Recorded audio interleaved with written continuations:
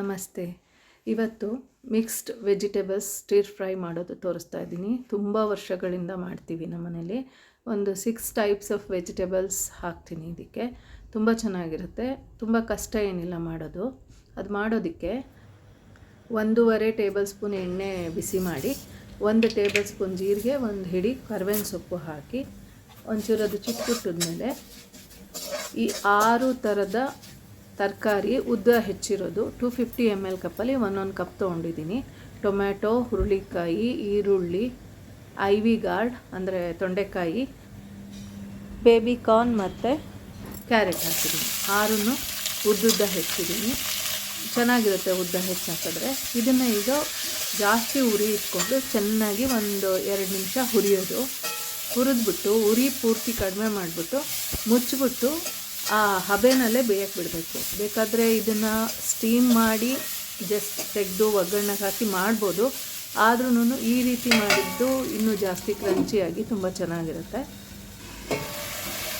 ಈಗ ಒಂದು ಸ್ವಲ್ಪ ಮೆತ್ತಗಾಗಿದೆ ತರಕಾರಿ ಎಲ್ಲ, ಆದ್ರೂ ಇನ್ನೂ ಒಂದು 5 ನಿಮಿಷ ಮುಚ್ಚಿಬಿಟ್ಟು ಬೇಯಕ್ಕೆ ಬಿಡ್ತೀನಿ.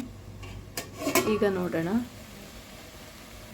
ಸಾಕು, ಇಷ್ಟು ಸಾಫ್ಟ್ ಆದರೆ ಸಾಕು. ಈಗ ನೋಡಿ 1 ಟೀ ಸ್ಪೂನ್ ಉಪ್ಪು ಹಾಕ್ತಾಯಿದ್ದೀನಿ. 1 ಟೀ ಸ್ಪೂನ್ ಉಪ್ಪು ಸರಿಗಿರುತ್ತೆ, ನೋಡಿಕೊಂಡು ನಿಮ್ಮ ಟೇಸ್ಟ್ಗೆ ಅಡ್ಜಸ್ಟ್ ಮಾಡ್ಕೊಳ್ಳಿ. ಇದನ್ನು ಹಾಕಿ ಈಗ ಒಂಚೂರು ನೀರು ಬಿಟ್ಕೊಳುತ್ತಲ್ಲ ತರಕಾರಿ, ಸೊ ತಿರ್ಗಾ ಮುಚ್ಚಿಬಿಟ್ಟು ಒಂದು 5 ನಿಮಿಷ ಬೇಯಕ್ಕೆ ಬಿಡೋದು.